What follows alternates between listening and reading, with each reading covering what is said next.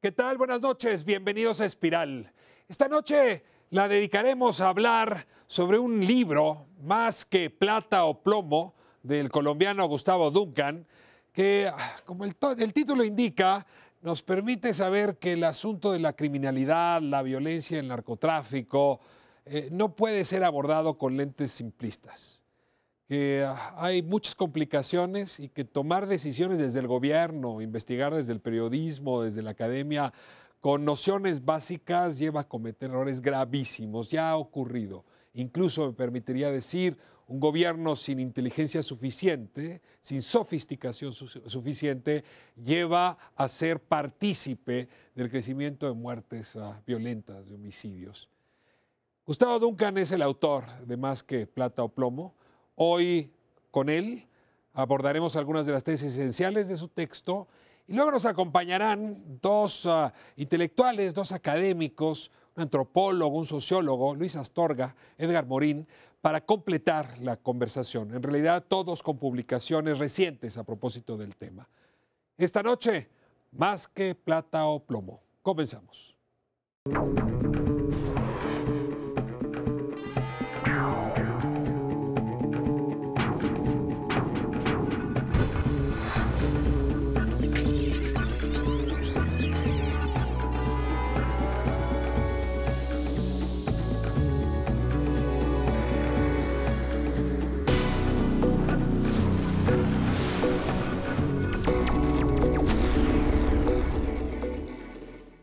Abrimos nuestra conversación de esta noche con el profesor Gustavo Duncan a propósito de su libro Más que plata o plomo. Profesor Duncan, me da mucho gusto tenerlo en Espiral. No, muchas gracias por esta invitación y un saludo a todos los oyentes. Usted es colombiano, estudió literatura, Sí. después hizo ciencia política y entiendo que este texto que hoy nos trae es producto justamente de esta investigación académica que le entregó el grado. Le agradezco muchísimo que esté aquí y déjeme entrar directamente pues, a lo que yo llamaría el tema central del libro, la sobresimplificación que hemos padecido en México y quizá también en Colombia a la hora de explicar un fenómeno tan complejo como el crimen organizado y el narcotráfico. Este libro parecía ser una reacción a esa sobresimplificación. Claro, por eso se llama Más que plata o plomo. No es simplemente que amenacen o que compren gobiernos. La pregunta es que ellos directamente ejercen el gobierno de la sociedad. Uno esperaría, bueno, que unas mafias, unas organizaciones criminales controlen el narcotráfico porque es un asunto ilegal. Pero resulta que desde el control del narcotráfico comienzan a controlar y a gobernar largos espacios de la sociedad. A ver, hay que plantearlo así. Si me remito a la Edad Media, los señores feudales se peleaban para ver quién gobernaba un espacio. Y bueno, luego el que alcanzaba a ganar ese gobierno se convertía en el monarca o en el varón, en fin. Toda la historia de Leviatán es un poco eso. Claro. Un poco lo que está planteando usted es que el Estado y estas organizaciones disputan casi en igualdad de circunstancias el control del territorio, el control de la población. Llámese narco, llámese Estado, en realidad es una disputa entre estos dos actores. Claro, de hecho el libro habla mucho de oligopolios de la coerción, es decir, desafiando la idea beberiana del monopolio, la pretensión de un monopolio de la violencia y de la vigilancia sobre el territorio. La gran diferencia con las épocas medievales es que sucede un momento en que de todas maneras el Estado es fuerte. Es decir, estamos hablando de estados como el mexicano y el colombiano, que no son ni Liberia ni Sierra Leona, que pueden perder el poder ante uno de estos. ¿No son estados fallidos? No son estados fallidos para nada, sino que el Estado por alguna razón decide no hacer el esfuerzo que debería hacer para entrar a controlar unos territorios que están en los márgenes. A ver, profesor Duncan, me enreda un poco una cuestión, a ver si lo puedo plantear con claridad. Uno supondría que lo que está en disputa es el territorio. Aquí se llama la plaza. Claro. Pero muchas de las veces lo que en realidad está en disputa es el Estado. Es decir, Claro. Los agentes del crimen tratan de hacerse del Estado, de apropiarse del Estado, de usar el Estado para su beneficio. Entonces resulta que no es el Estado contra los criminales, sino el Estado y los criminales. Contra el Estado y los criminales, eventualmente. A ver, por ejemplo, en Ciudad Juárez, la policía estaba, y eso se ve muy bien en el libro de Bowden, Murder de City, Charles Bowden, que acaba de morir, desafortunadamente. Sí. Que él la llama no es la guerra contra las drogas, sino la guerra por las drogas. Por las drogas, claro. Es decir, un sector de la policía con un cartel contra un sector de la policía con otro cartel. Es por ese lado. Ahora, esas serían las oligarquías a las que los oligopolios de coerción. Es decir, es el uso de la violencia por diversos agentes de manera sobrepuesta y simultánea para controlar y gobernar un territorio. Y la gran tragedia para países como Colombia y México es que cuando la guerra contra las drogas involucra al gobierno de la población, significa que si un cartel quiere despojar a otro del control de las drogas, necesariamente tiene que asumir las funciones de gobierno que asume el otro cartel. Es decir, necesariamente el tema es gobernar población para controlar drogas, por ciertas circunstancias que se dieron y que explica el libro. O sea, las razones por las que un sector de la población prefiere a los narcotraficantes como gobierno que al mismo Estado. A ver, vamos a este segundo argumento. Hay zonas de Bogotá, extendidas zonas de Bogotá, yo diría de Medellín, Cali, de Juárez, de Monterrey, de Guadalajara, de la Ciudad de México, que están conectadas con el mundo, son modernas, que tienen instituciones robustas. Uno no diría que eso está sometido a ningún tipo de tensión ni de guerra.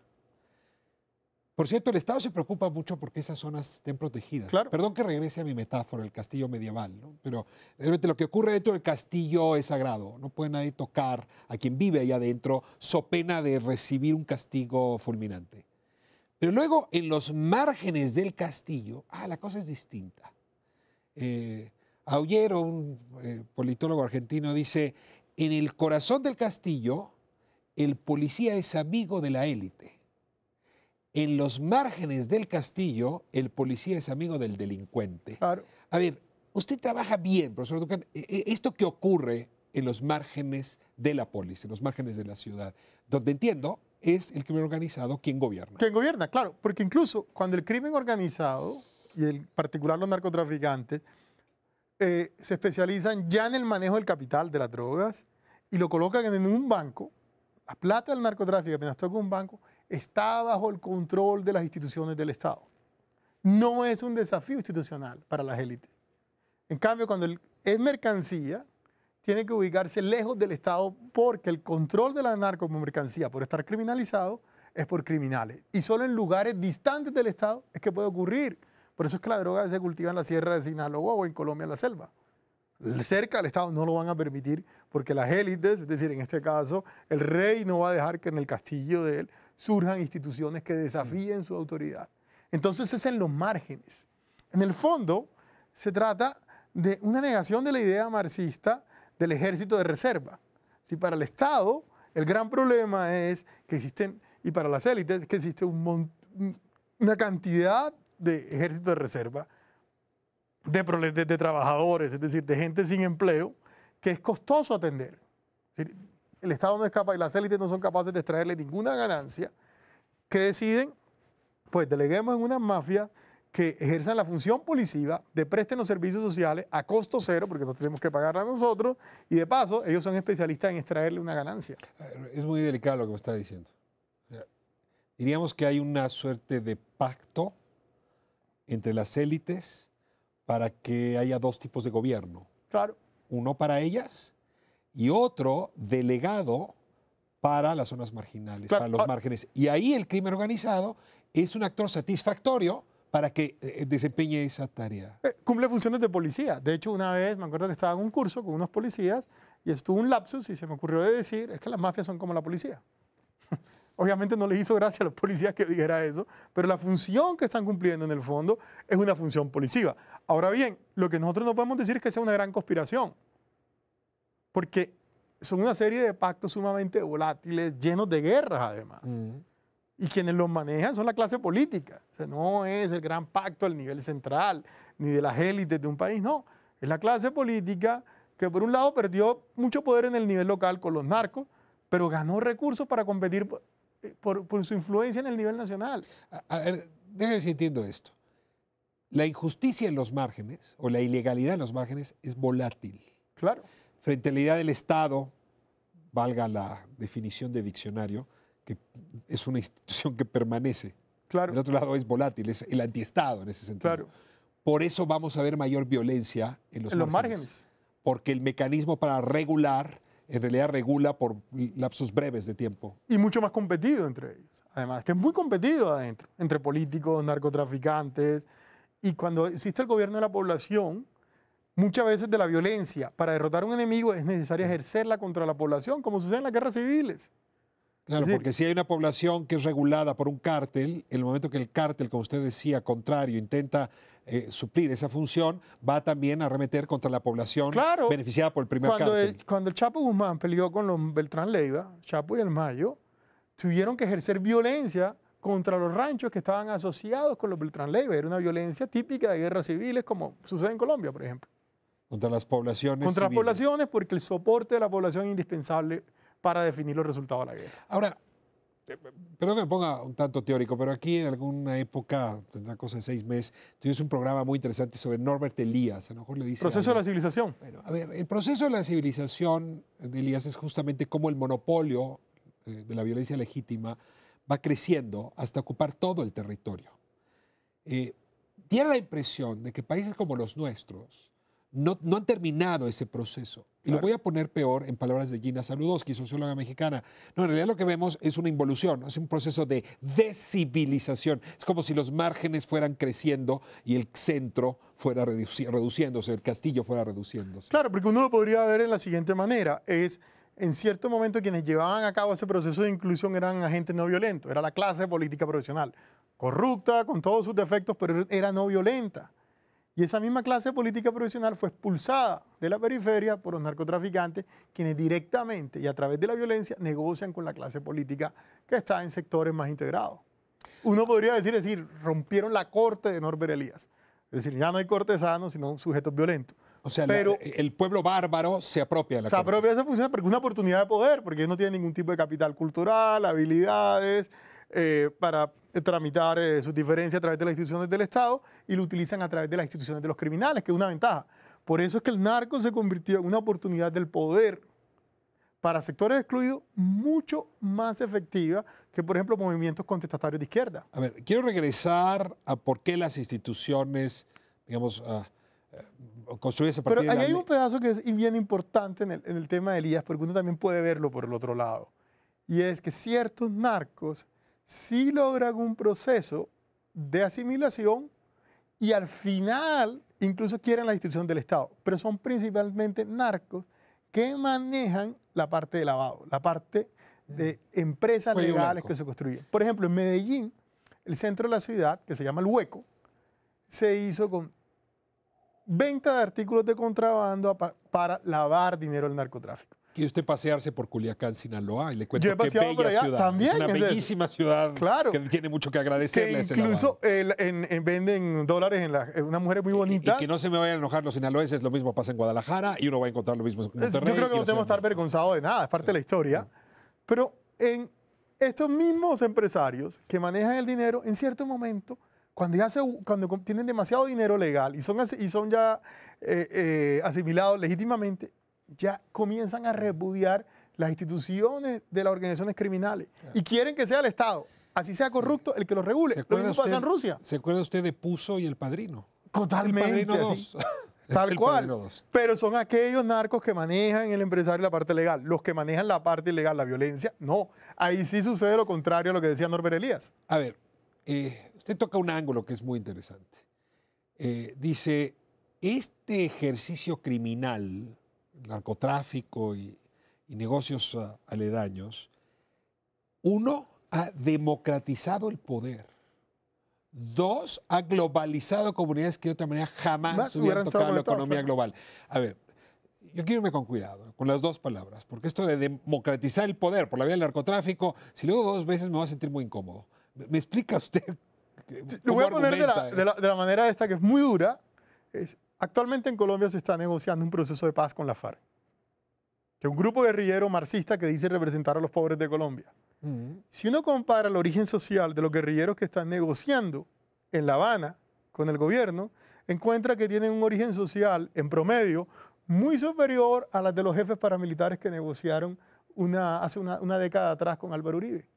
Es decir, los contrainsurgentes, que en el fondo eran ejércitos de narcotraficantes, tenían un origen criminal y mucho más bajo que los guerrilleros. Si el crimen organizado es un ascensor social. ¿Por qué? Porque el problema que tienen las organizaciones políticas que reclaman su reconocimiento por el Estado es que requieren un mínimo de capital cultural, de formación, de contactos, de redes sociales que los sectores más excluidos de la población no tienen.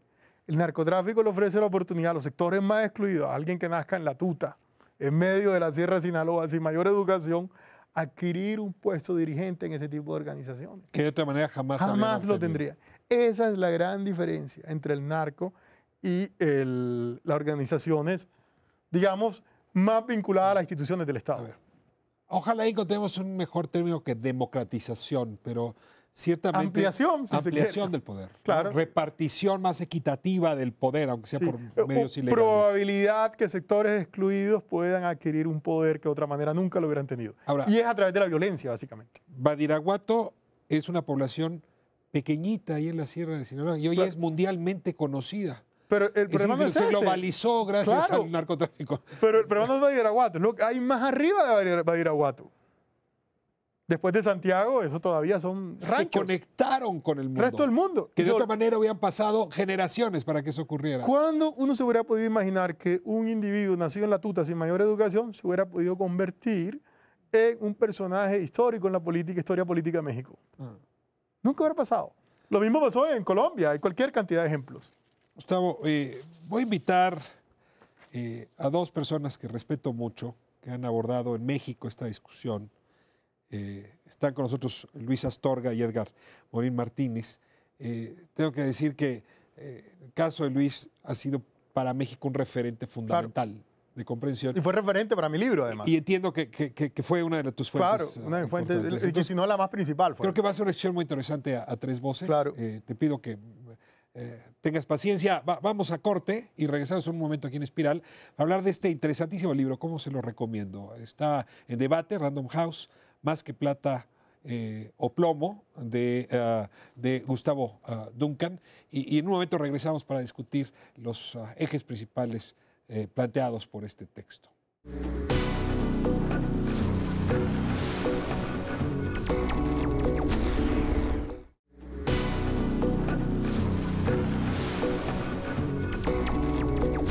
Estamos de vuelta en Espiral hablando de este texto Más que plata o plomo de Gustavo Duncan, un texto que, como decía hace un momento, se los recomiendo ampliamente. Permite alejarse de las simplificaciones que ha habido desde la academia, el periodismo y también desde el gobierno a propósito del tema de las drogas. Y para continuar con esta conversación con Gustavo Duncan, tengo el honor hoy de verme acompañado también por Luis Astorga y por Edgar Morín. Como es tradición aquí en Espiral, les voy a pedir que cada uno se presente y luego regresamos al debate.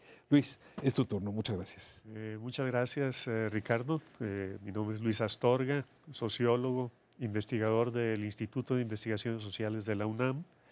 Y desde finales de los años 80 empecé a trabajar en estos temas y como producto de este proyecto de investigación han salido varias publicaciones en México y en colaboración en libros colectivos en otros países. Es probable que usted lo sepa, pero Luis Astorga ha marcado rumbo y ha construido paradigma justamente para investigar con rigor, con seriedad, este tema tan complicado para la sociedad mexicana y otras latinoamericanas.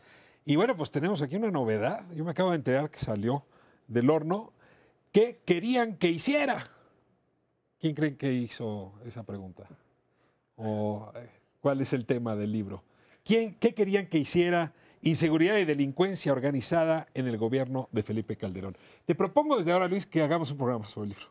Déjame leerlo con calma y aprovecho mientras tanto para que algunas de estas ideas las puedas poner en esta conversación. Gracias por estar aquí. Con mucho gusto, Ricardo. Y te paso la palabra, le estaba hablando de usted, la palabra a Gustavo Duncan. Me da mucho gusto de nuevo tenerlo en este bloque y le pido a Gustavo que ahora se presente usted. Sí, yo estudié literatura originariamente, pero luego, por casualidades de la vida, a principios del 2000, quedé fascinado con el tema de los paramilitares en Colombia. Saqué un libro sobre el paramilitarismo llamado Los Señores de la Guerra, pero me quedaron muchas preguntas acerca de por qué los criminales ejercen funciones de Estado en los márgenes de la sociedad. Y a raíz de eso terminé un doctorado en ciencia política y ahora soy profesor en la Universidad de EAFIT, he sido profesor también en la Universidad de los Andes en Colombia y acabo de sacar el libro que referenciaste, Más que plata o plomo. Más que plata plomo, un ejercicio para alejarnos de la simplificación sobre un tema tan delicado. Y está con nosotros también el autor de La Maña, un recorrido antropológico por la cultura de las drogas. Me refiero a Edgar Morín Martínez. Me da mucho gusto tenerle aquí. Gracias. Siempre un antropólogo entre nosotros hace bien. Muy amable, gracias. Pues digamos que la investigación comenzó hace 10 años. El origen es la tesis doctoral en antropología que pretendió mirar, digamos, desde esta disciplina, apoyado obviamente en la sociología y un poco el periodismo, en el fenómeno de esto que serían las drogas ilícitas. Entonces, este trabajo pues tiene este enfoque y bueno, pues es una parte académica y otra parte con testimonios de algunos protagonistas, digamos, del entramado, no los grandes capos, por supuesto, pero sí pues, los vendedores de drogas al menudeo, los judiciales o exjudiciales, algunos consumidores. Es decir, un poco la idea es buscar a las personas de carne y hueso que hacen estas actividades y que ellos también den su visión y su versión sobre parte de este entramado pues, global, ¿no? En esta discusión sobre la violencia y la criminalidad, ganaron territorio los abogados, muchos abogados, policías, criminalistas, y hubo un momento en que hacía falta mayor explicación sociológica, mayor explicación antropológica. Fueron pocos los que en su momento arrimaron argumentos, y por eso decía yo que qué bien tener otras visiones para entender el fenómeno, porque ciertamente es un fenómeno que se simplificó desde el periodismo. Era plomo o plata y se acabó. Desde la academia, algunas hipótesis disparatadas que ganaron notoriedad, ya hasta algunas se me olvidaron afortunadamente. Y lo más grave, simplificación desde el gobierno, que es el que estaba emprendiendo la guerra por las drogas o contra las drogas. Y bueno, aquí ahora voy a juntar temas, ¿no? Gustavo, Felipe Calderón se pregunta, recuerda Luis Astorga, ¿qué querían que hiciera? O sea, frente a esto que tú describes, en 2006 no quedaba otra, dice él. ¿Es correcto? Sí, yo creo que sí, a Calderón definitivamente le tocó declarar la guerra o llevar a cabo un proceso represivo para evitar la expansión de una serie de organizaciones que querían extender la capacidad de dominación del narcotráfico más allá de lo tolerable para el Estado central. O sea, más Había allá que de venir los con márgenes. represión. ¿Ah? O sea, tú lo que dirías es, iba ganando territorio más allá de los márgenes. De los márgenes que es tolerable. Sobre todo a raíz de la expansión de los Zetas, a raíz de la expansión de Sinaloa, las disidencias internas de Sinaloa, llegó un punto en que era inevitable declarar la guerra. Es decir, sacar parte del aparato coercitivo para decirle, acá hay un límite. De manera cuidadosa, Gustavo, no se mete de más con la política interna. Te pido que te metas, Luis. Era inevitable, y añado una segunda pregunta, ¿era inevitable que lo hiciera como lo hizo? Yo creo que no. El título del libro, ¿Qué querían que hiciera?, está entrecomillado, como puedes ver, porque es una frase del expresidente Calderón, justamente. Entonces, ante las críticas que surgieron durante su sexenio, que fueron muchísimas, llegó un momento en que él, ante un determinado público, se expresó de esa manera. ¿Y qué querían que hiciera?, ¿no? Y creo que la pregunta era importante porque hay que recordar que todos los operativos militares que se realizaron durante el sexenio de Felipe Calderón fueron a petición de los gobernadores. Y estamos hablando de gobernadores del PRI, del PAN y del PRD. La decisión del presidente, digamos, el único autorizado para sacar a las Fuerzas Armadas a la calle, porque es el comandante supremo de las Fuerzas Armadas, era él.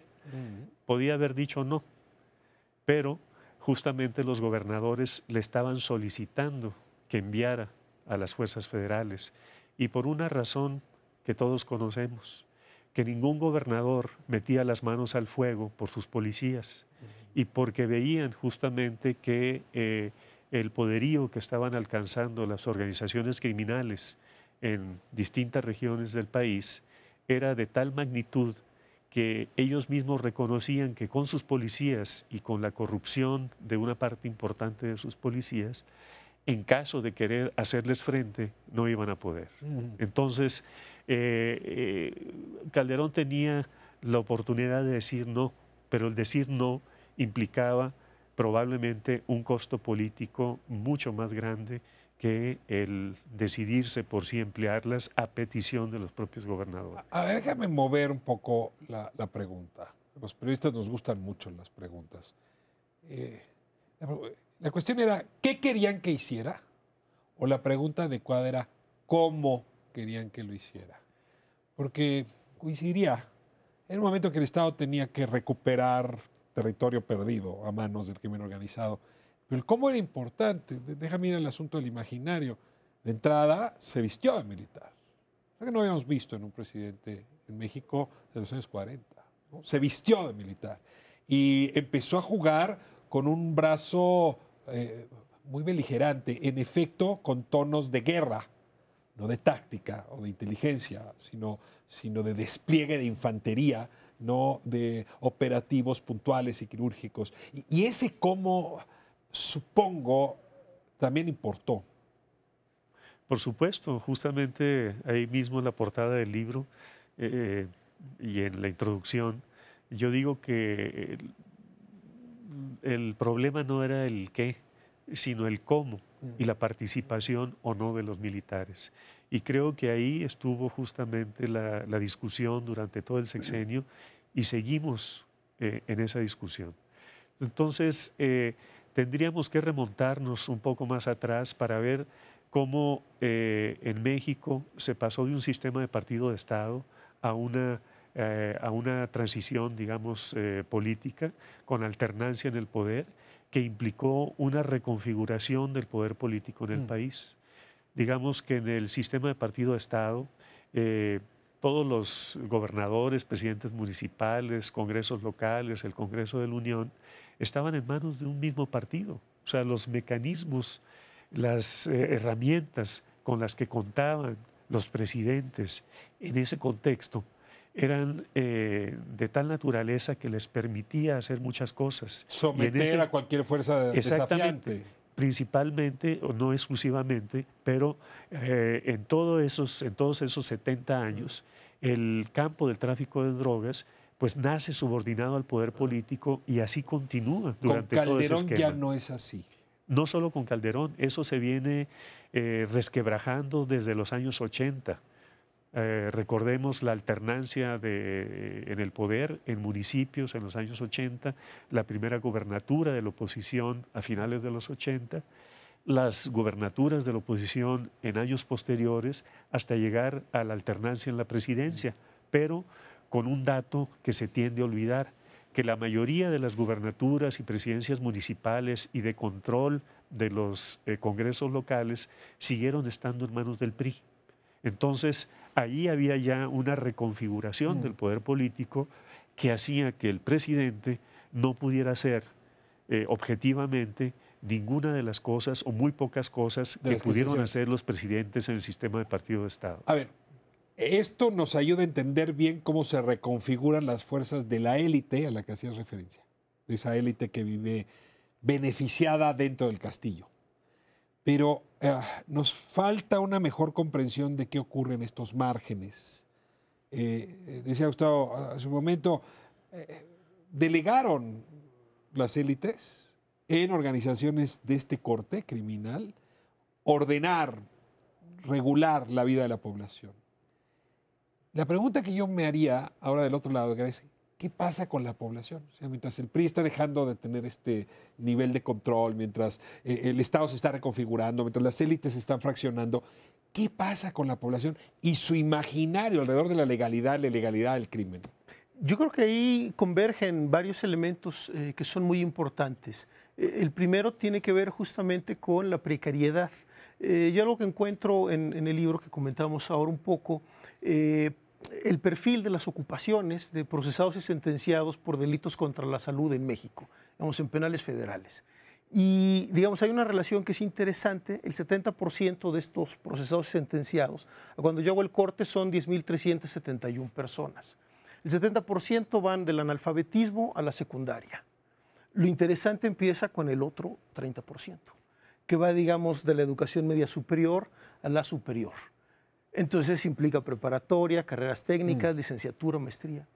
Entonces, pues nos dice también un poco el dato que el Estado en su conjunto pues empieza a tener una relación que no es nueva, por supuesto, también con el crimen organizado. En algunas zonas resulta casi un empleador.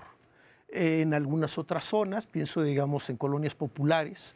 El crimen organizado como empleador. Sí, digamos, da una Masivo. oportunidad, digamos, entre comillas, si se quiere ver así, frente Yo me acuerdo, a los en vacíos efecto, del de Estado. cartelitos que ponían algunas organizaciones de se solicitan contadores, se solicitan ingenieros. Estaban elevando el nivel. Digamos que eso es interesante porque el imaginario nos dice que en la práctica tendría que ver con gente que tendría bajos capitales escolares, bajos capitales culturales, y lo que empezamos a ver es que no. De hecho, las dos profesiones que tendrían mayor cantidad de procesados y sentenciados son abogados y administradores de empresas. Si seguimos con este imaginario que de pronto nos lleva a la ficción, teleseries como Breaking Bad, Ingenieros Químicos, que digamos en la vida real no tendrían muchas posibilidades de sobrevivir, también aparecen. ¿Te Hay acuerdas ingenieros. fue una manta que apareció y luego publicidad que decía, si estás cansado de comer sopa Maruchan, Sí. búscanos? Es justamente para ir a aquel que tiene aspiraciones de ascenso social. Y tuvo éxito esos clasificados en los periódicos. Y que de alguna manera es como en doble sentido, es decir, no solo es el criminal perverso, como dice el estereotipo, que busca y corrompe, sino también a veces los jóvenes van buscando, porque se va viendo, y esa es como parte, creo que de la tragedia, como más estructural, se van perdiendo las expectativas de futuro, hay una precariedad de tipo laboral, de la vida misma, instituciones en crisis, como la familia o la escuela. Entonces esto va siendo un caldo de cultivo, digamos, importante, porque no todos son desempleados, no todo es este otro estereotipo o imaginario del pobre que no tiene nada que perder. O sea, eso es una parte. Digamos, lo que decían del ejército de mano de obra en esta perspectiva marxista, pero pues también habría otros beneficiados, lavado de dinero, por ejemplo, que tendría que ver con otras clases, con otros capitales, o inclusive lo que el exfiscal antimafia de Italia, Forgione, llama las zonas grises del poder, ¿no? Es decir, estos primeros niveles o estas élites que difícilmente serán procesadas penalmente, porque además no es fácil probar los ilícitos, pero que de alguna manera contribuyen como a este imaginario social del poder mafioso, del poder en las sombras, y de estos como arreglos tras bambalinas. Y todos los mercados informales también que se nutren de la plata del narcotráfico. Exacto. Es decir, que gente que no necesariamente está vinculada directa con el narco, pero es un soporte económico y político del narco. Retomando el argumento de Luis, ¿qué querían que hiciera? Otra cosa. Ahora, esa otra cosa requería información, conocimiento, inteligencia en el sentido de aparato del Estado, de información. Hoy conocemos mejor la bestia, hoy conocemos mejor el fenómeno. Hoy hay libros que entran a niveles de detalle y profundidad que deberían impedir volvernos a equivocar. Me voy a ir a corte y me gustaría que regresando me contaran, sabiendo lo que sabemos, cómo debería reconducirse la política de paz, de pacificación, de coexistencia civilizada en nuestros países. Y sí quisiera hacer énfasis en esta comparación Colombia-México. Creo que puede ser de una enorme utilidad. Vamos a corte y regresamos. Quédese con nosotros.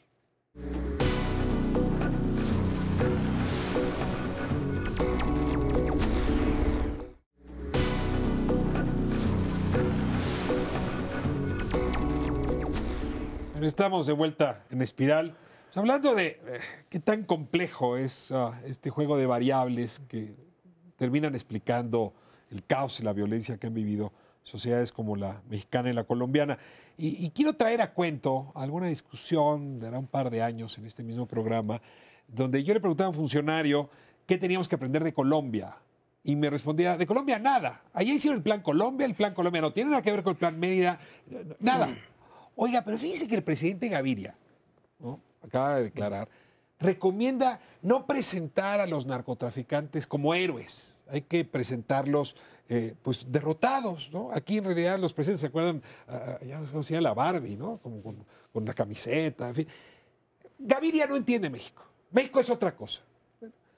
Tengo la impresión de que este libro nos demuestra que mayor conocimiento de lo que pasó en Colombia, en México, o quizá mayor conocimiento en Colombia de lo que pasó en México podría ayudar mucho y que un libro como este aporta elementos que no estuvieron presentes hace algunos años. Les pediría una reflexión alrededor de esto, la comparación entre los dos países. Sí, el caso de Colombia tiene una gran diferencia con México por la existencia de una guerrilla marxista. Como la FARC, con gran capacidad, incomparable a lo que pasó en México, pues que el caso con el debido respeto del comandante Marcos nunca podrá equipararse a una guerrilla como la FARC. Eso obligó a los narcotraficantes desde muy temprano a organizar unos ejércitos con capacidad de control territorial, simplemente por cuestiones de subsistencia. Eso es distinto. Tenían que hacerlo. Pero ahí viene el otro componente, porque cuando Calderón hace es decir, el Estado se sacude y hace una respuesta violenta entre el avance del crimen organizado, que tenía que ser violenta, ¿sí? Porque estamos hablando de unas organizaciones que estaban irrumpiendo más allá de los márgenes de lo tolerable, y como dice Luis, hasta los gobernadores tuvieron que llamar para que interviniera. El Estado, al igual que el Estado colombiano, el Estado mexicano, no tiene tanto problema en doblegar desde el punto de vista militar a estos carteles. El problema es lo cotidiano. Después de que llega la guerra de soldados, viene la guerra de policía. Es esa capacidad de vigilar el día a día y garantizar que la población cumpla las normas, los comportamientos y los valores establecidos por el Estado. Y en eso, las organizaciones criminales le llevan una enorme ventaja al Estado, que es el gran problema que tiene el Estado. El Estado no tiene instituciones para regular la vida diaria de la población que ha sido marginada. ¿Y el crimen organizado? Sí. Y el crimen marginado, sí. Le pongo un ejemplo simple. En el tema de la delincuencia común. Si el Estado quiere vigilar la delincuencia común y evitar que los ladrones roben, necesita un policía, pero también necesita un juez, necesita que se abra un proceso y necesita algún funcionario de prisiones que lleve a prisión al delincuente. Eso le cuesta mucho a la sociedad y sobre todo a los sectores más pobres de la sociedad. ¿Qué ofrece un criminal organizado? ¿Qué ofrece una mafia? Pues simplemente vigila, si alguien lo hace mal, pues él mismo lo va a juzgar y él mismo lo va a castigar. Servicio a bajo costo. ¿Sí? Y de acuerdo a las mismas instituciones disponibles, al conocimiento, a los valores y a los comportamientos permitidos por la misma población. No sé si ustedes vieron una vez un video en YouTube de La Tuta, en que lo entrevista, creo que era un corresponsal de Fox o de alguna cadena de noticias, y él dice, ¿por qué no vienes conmigo que voy a justiciar a unos violadores? A eso no se las perdono. Luis, ¿cuánto le cuesta al Estado resolver el caso de un violador, por ejemplo? Luis, Al margen que eso sea falso, el episodio en particular. el criminal resuelve a bajo costo las disputas de sociedad, pero lo resuelve con funcionarios públicos. Perdón que me remita a tu estado, pero más de una vez el jefe de policía de Culiacán ha sido parte del crimen organizado. Claro. Se rumora que esa costumbre continúa. No solo de Culiacán, del estado de Sinaloa. Y el ajusticiamiento lo hace la propia policía. Bueno, yo creo que hay que tener también con las palabras un cierto cuidado, ¿no? Ajusticiamiento o asesinato simple y llano, ¿no? Entonces... pero digamos, resuelves los conflictos sociales con asesinatos. No lo resuelves. O sea, si en un país determinado, digamos, en un sistema autoritario, es relativamente fácil controlar la criminalidad, porque ahí no hay problema para los derechos humanos, la transparencia, en fin, todos aquellos valores que son los valores propios de la democracia. Y hay, digamos, dos formas extremas de controlar la criminalidad organizada, o en sistemas autoritarios, donde efectivamente se utiliza toda la fuerza del Estado para reprimir no solo a los criminales o a los que no colaboran justamente con el poder en turno, sino a la oposición política también. Y en las democracias avanzadas, o sea, ¿cuál es la renta principal de las organizaciones de la delincuencia organizada, hasta donde sabemos? Tráfico de drogas ilegales. ¿sí?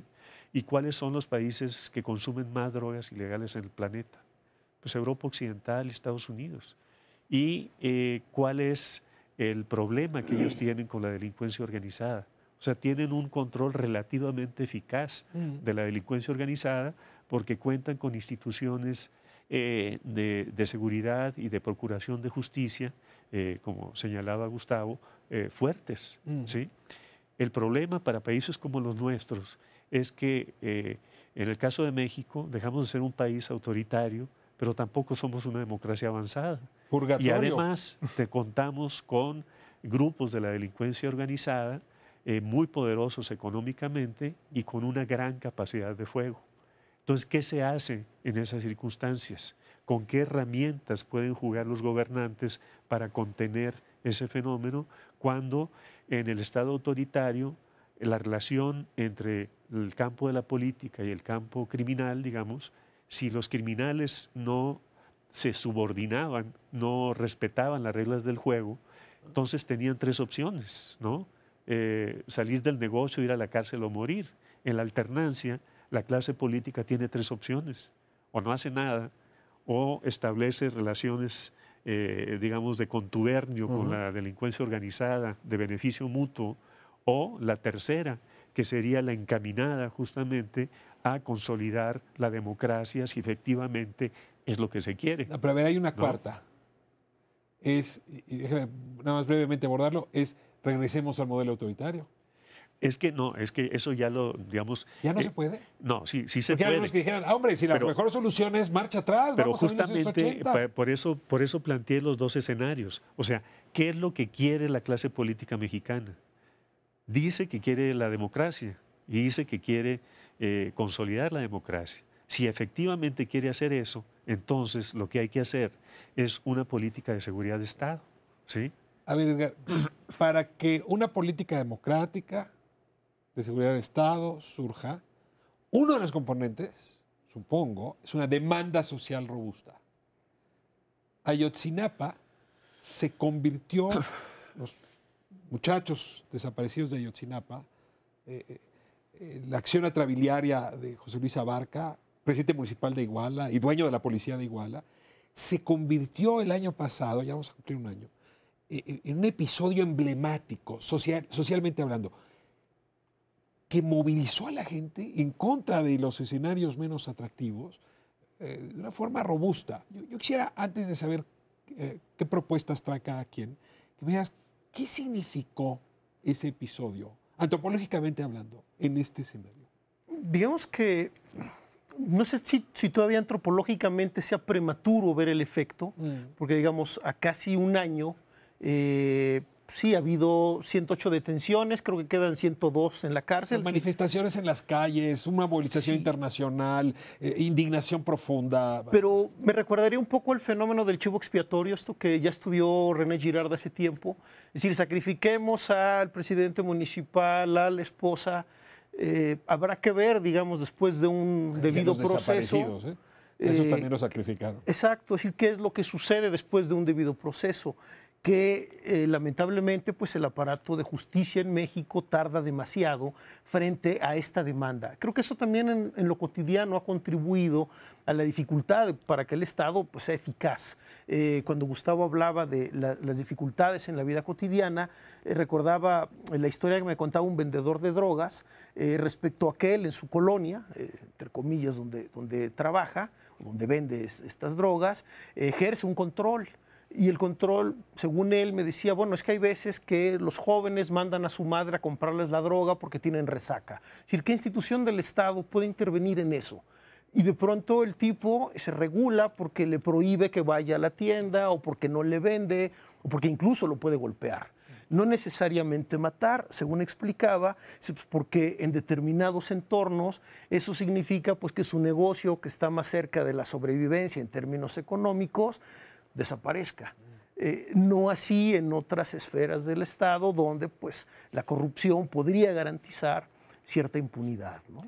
¿Algo sobre el tema de Ayotzinapa o paso a las propuestas? Hay algo que sí quisiera decir, porque lo de Ayotzinapa, lo interesante es que muestra los dos niveles de poder tan distintos entre el narco y el movimiento social. Es decir, el movimiento social que se gestó en Ayotzinapa y que llega a Iguala era un movimiento con una gran potencial a nivel nacional, la articulación de toda una red de movilización. Pero en el caso particular de Iguala era más bien bastante lamentable, que es todo lo contrario a lo que sucedió con el caso de Abarca. Abarca era prácticamente el jefe, estaba ahora el emperador con el crimen organizado de un municipio, pero a nivel nacional era relativamente desconocido, es decir, no era nadie. Se encuentran, esa colusión ocurre de manera fortuita, porque en realidad eso no fue planeado, y llegamos a 43 muertos, un episodio además... Desaparecidos, un episodio totalmente caótico que no necesariamente debió acabar así, y el país, México y el mundo entero se dio cuenta cuáles eran las dos fuerzas contrapuestas que ahí estaban jugándose. Lo que era una forma de lucha social tradicional, digamos, que era lo de los estudiantes de Ayotzinapa, y la otra forma de lucha social del narcotráfico, que era el caso de Abarca y el cartel local. Me quedan 5 minutos de programa, entonces necesito ir a propuestas, conclusiones, propuestas. Les hago la pregunta que dejé sembrada en el bloque anterior. Sabiendo lo que hoy sabemos, la investigación que ustedes han hecho y muchos otros, ¿hacia dónde debería dirigirse la política de pacificación de los estados colombiano y mexicano y muchos otros que enfrentan circunstancias parecidas? Bueno, yo creo que en el caso mexicano, desde el sexenio anterior, en los acuerdos sobre seguridad y justicia en 2008, fue un momento que se desperdició por todas las fuerzas convocadas, es decir, todos los partidos políticos, las iglesias, la sociedad civil, los medios de comunicación, que firmaron alrededor de 74 acuerdos, y hubo compromisos de que efectivamente se iban a hacer, pero no hubo ninguna cláusula que estipulara que iba a haber sanciones para quien no cumpliera. Y en la práctica, lo que fue, digamos, una buena intención, resultó en un fiasco, porque cada quien hizo lo que se le pegó la gana y como se le pegó la gana. Las evaluaciones que se hicieron posteriormente de esos compromisos, solo algunos se cumplieron, o sea, la reforma constitucional, o sea, pasar a los juicios orales, ¿no? Fue una de ellas que prosperó, pero muchas otras no. Por ejemplo, el compromiso de los gobernadores para que sus policías realmente estuvieran bien preparadas, ¿no? Bien equipadas, con controles internos, externos, vigilancia, etcétera, etcétera, no prosperó. Y la segunda ocasión fue en 2011, en esta reunión organizada por la UNAM, donde participó muchísima gente, tuve la oportunidad de participar con muchas otras personas, y de ahí surgió una propuesta que la intención justamente era convocar de nuevo a todas esas fuerzas políticas, sociales, para establecer una política de seguridad de Estado y un esquema de justicia apropiado. Si te sigo, Luis, porque se nos va el tiempo. Y seguimos ahí. Tendríamos que encontrar un tercer momento donde una suerte de consenso social pueda reconducir la política. Esos fueron dos momentos que se dieron en el sexenio pasado y que no prosperaron, y creo que seguimos justamente con el mismo tipo de retos y el mismo tipo de problemas. Edgar, propuestas, conclusiones. Digamos que una propuesta tiene que ver con el proceso de la descriminalización de ciertas drogas. Es decir, la legalización no es un asunto que se pueda resolver de un día para otro como si fuera magia, pero yo coincido en que el fenómeno es tan complejo que no se le debe dejar solamente en manos de políticos, de psiquiatras o de comisionados que tienen ciertas fobias sobre el tema. La descriminalización pasa por regular los mercados, lo cual en sí es un enorme reto, dado que ciertos mercados no se han podido legalizar. Pensemos en... Formalizarlos, dirías. Habría que ver si es posible siquiera formalizarlos. Pienso, digamos, fundamentalmente en cuáles son los mecanismos para que funcionara ese mercado negro. Es decir, ¿hay un solo proveedor o no hay varios? ¿Dejarías esa propuesta como principal? Digamos que no, la principal propuesta tendría que ver con que es urgente cambiar la política a una de pacificación. Gustavo, cierras tú. Yo creo que el Estado no solo debe preocuparse por derrotar y desmantelar organizaciones criminales, sino por crear instituciones de regulación social adecuadas para la población que vive en estos márgenes del territorio. Es decir, crear sistemas de justicia, sistemas de vigilancia y formas de inclusión económica que resuelvan unas demandas que al día de hoy son atendidas por organizaciones criminales. Es decir, Civilizar a la Norbert Elias. A la Norbert Elias y de alguna manera que el Estado reconozca, bueno, las organizaciones narcotraficantes llevaron a cabo procesos de inclusión que debemos reconocerlo y que debemos suplantarlo y asumirlo nosotros. Se agradezco muchísimo a los tres por esta conversación. No se agota, ¿no? Tiene un mundo de aristas, pero hoy sabemos más. Hoy tenemos más inteligencia por la información que hay en nuestro poder. Ojalá y que con esto que sabemos, pudiéramos construir una política distinta, con menos violencia o más paz, como lo quieran plantear, con un Estado más fuerte y a la vez democrático, distante del autoritarismo y de estas pulsiones corruptas que tanto daño y tanta muerte han dejado. Gracias de nuevo, gracias por la provocación, Gustavo. Extraordinario libro, lo recomiendo muchísimo. Más que plata o plomo. Y dejo sembrado entonces el planteamiento de vernos pronto, Luis, para tratar tu libro. ¿Qué querían que hiciera? Y nos vemos también pronto, Edgar, para tratar los temas que tú mismo has estado elaborando sobre el imaginario en estos asuntos. Muchas gracias a los tres. Nos vemos próxima semana aquí en Espiral. Gracias, de veras, muchas gracias por habernos permitido entrar a sus hogares.